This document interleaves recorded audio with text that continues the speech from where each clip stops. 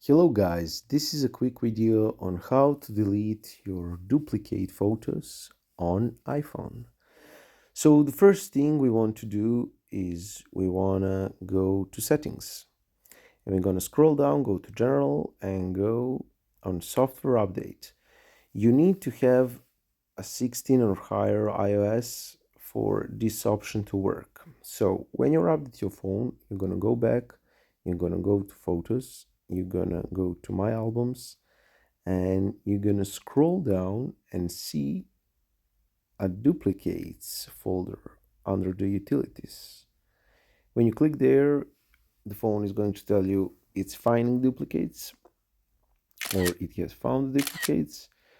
You can make a couple of duplicates and try to find them. My phone is a little bit old and needs some time to find, but when it finds, it's going to be completely easy for you to delete them.